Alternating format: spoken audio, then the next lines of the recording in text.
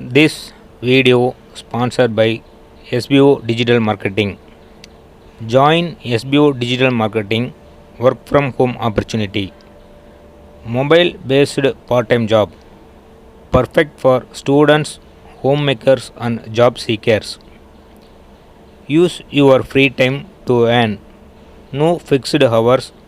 Work at your convenience. Use your free time to earn. No fixed hours. Work at your convenience. Just share and publish content. Simple task. No selling or no referral. Have a Facebook, Instagram or YouTube account. You are already eligible. Earn daily income with instant payouts. Start from day one. Send your name and qualification on WhatsApp to 917 6686 525 and get full details instantly. Skip பண்ணாதீங்க. பெரிய தப்பு. தினம் 300 ரூபாய் சம்பாதிக்க அரிய வாய்ப்பு. Instagram, Facebook பயன்படுத்த தெரிந்தால் போதும். Content post and content publishing மூலமா தினம் 300 ரூபாய் சம்பாதிக்கலாம். இந்த வேலை செய்ய 5 நிமிடம் போதும். Work training support, group communication support, all language customer live chat support, முக்கியமா சொந்தமா ஒரு பிசினஸ் ஸ்டார்ட் பண்ற அளவுக்கு உங்களால கற்றுக்கொள்ளவும் முடியும், சம்பாதிக்கவும் முடியும். இந்த வேலை வாய்ப்பு வழங்குவது 5 வருடத்திற்கு மேல ரன் ஆகிட்டு இருக்க நம்ம தமிழ்நாட்டு company school of business organisation private limited. மேலும் விவரங்களுக்கு டிஸ்கிரிப்ஷன்ல கொடுத்திருக்க நம்பருக்கு வாட்ஸ்அப் பண்ணுங்க. ட்ரிபிள் எம் யூடியூப் சேனலுக்காக முனிராஜ். இன்று ஒரு குட்டி கதை பார்ப்போமா? ஒரு கிராமத்தில் ஒரு கொல்லன் வாழ்ந்து வந்தான். அவன் பார்த்திங்கன்னா ஒரு கடுமையான உழைப்பாளி. அவன் கொல்லன்னா இந்த இரும்பு தொழில் செய்கிறவங்களை தான் அந்த காலத்தில் கொல்லன்னு சொல்லுவாங்க. இந்த கத்தி, கடப்பாரை, இந்த வேல்கம்பு, வீச்சருவா அப்படின்லாம் சொல்லுவாங்க இல்லையா. இது மாதிரி இரும்புகள்லாம் உருக்கி அதை கருவிகளாக செஞ்சு அதை விற்பனை செய்து அதில் வருமானத்தை வச்சு குடும்பம் நடத்திட்டு இருந்தான். அவனுடைய வருமானம் ரொம்ப குறைந்தளவே இருந்தாலும் அதை வச்சு அவனுடைய வாழ்க்கையை நிம்மதியாக சந்தோஷமாக ஒரு மனநிறைவான வாழ்க்கையை வாழ்ந்துட்டு இருந்தான். இப்போ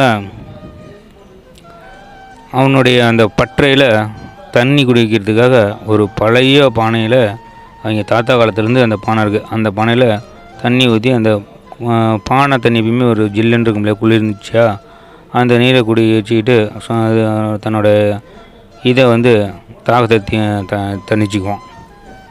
இப்படியே அவனோட வாழ்க்கை போயிட்டுருக்குது. உழைப்பு, நல்ல ஒரு தூக்கம், நிம்மதியான வாழ்க்கை அப்படின்ட்டு சந்தோஷமாக இருந்தான். ஒரு சந்தோஷம்னா நிம்மதியான வாழ்க்கை போதும். அதாவது பெருசாக நம்ம ஆசைப்பட்டால் தான் நமக்கு சந்தோஷமே போயிடும்.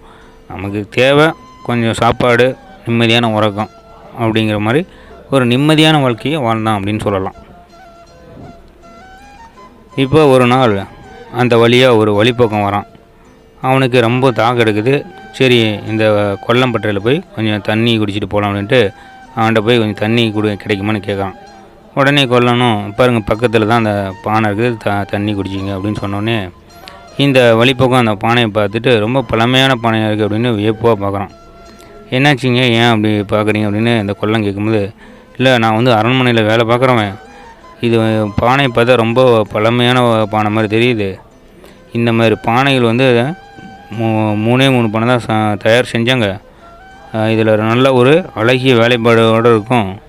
இந்த 3 பானையில் 2 பானை அரண்மனையில் இருக்குது. இதுதான் அந்த 3வது பானையாக இருக்கும். இதை நீங்கள் அரசாங்கிட்ட கொடுத்து நல்லா தக்க சன்மானம் வாங்கிக்கலாம். அப்படி இல்லைன்னா நானே அடுத்த முறை ஒரு 100 பவுன் கொடுத்துட்டு இதை வாங்கிக்கிறேன் அப்படின்னு சொல்லிட்டு போயிடுறோம். இப்போ இந்த செய்தி கிராம மக்கள் எல்லாருக்கும் பரவுது. கொல்லன் பட்டர் ரொம்ப அரண்மனை காலத்து பானை இருக்குதாமே அப்படின்ட்டு இதை பார்க்குறதுக்கு எல்லாம் வராங்க.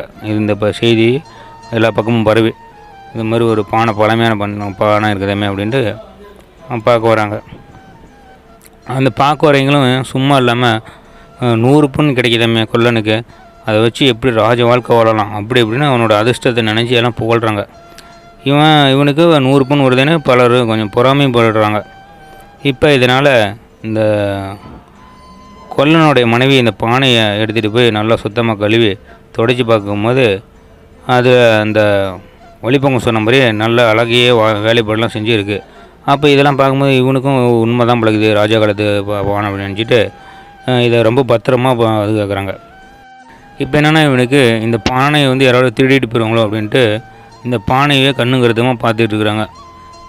இதனால் சரியாக தூக்கம் வர மாட்டேங்குது. ராத்திரியில் கூட இரவில் யாராவது வந்து திருடிட்டு போயிடுவாங்களோ, ஏன்னா 100 பொண்ணுக்கு உண்டான மதிப்பாச்சு அப்படின்ட்டு சரியாக இவனுக்கு தூக்கம் வர மாட்டேங்குது. சரியாக தூங்காதனால வேலையும் இவனால் ஒழுங்காக செய்ய முடியலை. இப்போ இதனால் இவனுடைய அந்த இரும்பு பற்றையில் அந்த செய்யக்கூடிய பொருள்கள்லாம் தரம் குறையுது. அதனால் வாங்க வரவங்களும் இவனுடைய இதெல்லாம் பொருள் தரமில்லைன்ட்டு வாங்க மாட்டேங்கிறாங்க. இப்போ இந்த பானை நினச்சி தூக்கம் இல்லாமல் வருமானம் இல்லாமல் ரொம்ப மெலிஞ்சு போகிறான் அந்த கொல்லன். இப்படியே நாள் போகுது. ஆனால் இந்த பானை வாங்குறன்ட்டு சொன்ன போன அந்த வழிபோக்கனையும் ஆளை காணும். கொஞ்ச நாள் பார்க்குறான், இதுக்கு மேலேயே நம்ம வந்து இந்த பானையே பார்த்துட்டு தான் நம்மளோட நிம்மதியே போயிடும் அப்படின்ட்டு என்ன நினைக்கிறான், இந்த பானையை கொண்டு வந்து நடு ரோட்டில் போட்டு சுக்கு நூறாக உடைக்கிறான். இதை அங்கேருந்து பார்க்குற மக்களுக்கெல்லாம் இவனுக்கு என்ன பைத்தியம் பிடிச்சிச்சா அப்படின்னு எல்லாம் திட்டுறாங்க அவனை. இல்லை இப்போ தான் நான் சரியாக்கிறேன், இவ்வளோ நாளாக வந்து 100 பொண்ணு வரும்னு இந்த பானையே பார்த்துக்கிட்டு பயந்துக்கிட்டு இருந்தேன், யார் எப்போ வந்து எது எடுப்பாங்களோன்னு. இப்போ தான் நான் வந்து நிம்மதியாக ஒரு மன நிறைவான வாழ்க்கையை வாழப்போகிறேன். நான் இதுக்கு முன்னாடி நான் சந்தோஷமாக தான் இருந்தேன். எப்போ இந்த பானை வந்து 100 பொண்ணு சம்பாதிச்சு தரும்னு சொன்னாங்களே, அப்பிலேருந்து தான் எனக்கு நிம்மதி இல்லாமல் பயந்து ஒரு வாழ்க்கையை வாழ்ந்துக்கிட்டு இருந்தேன். என்னுடைய அமைதியே வந்து நிலை குலைஞ்சி போச்சு அப்படின்னு சொல்லிட்டு, இனிமேல் இந்த நரக வாழ்க்கைக்கு வேணாம், நான் எப்பயும் போல் நான் உழைச்சி சாப்பிட்டுக்கிறேன் அப்படின்ட்டு அவன் பாட்டுக்கு போயிடுறான். இப்போ நம்மளுடைய மகிழ்ச்சிங்கிறது வந்து நம்ம மனசில் தான் இருக்குது, நம்மளுடைய வாழும் முறையில் இல்லை அப்படிங்கிறத இந்த கொல்லன் மூலிமா நம்ம தெரிஞ்சுக்கிறோம். இப்போ இந்த கதையிலேருந்து நம்ம தெரிஞ்சுக்க வேண்டிய கருத்து என்னென்னா, நம்மளும் இந்த கொல்லனை போல் பெருசாக அவன் அது வரும், அவ்வளோ சம்பாதிக்கலாம் இவ்வளோ சம்பாதிக்கலாம்னு நம்ம பணத்து பின்னாடி போனோமா நம்மளோட வாழ்க்கை வந்து நரகமாயிரும். இருக்கிறத வச்சு சந்தோஷமாக வாழ கற்றுக்கணும் அப்படிங்கிறது தான் இந்த கதையிலேருந்து தெரிஞ்சுக்க வேண்டிய உண்மை. நன்றி, வணக்கம்.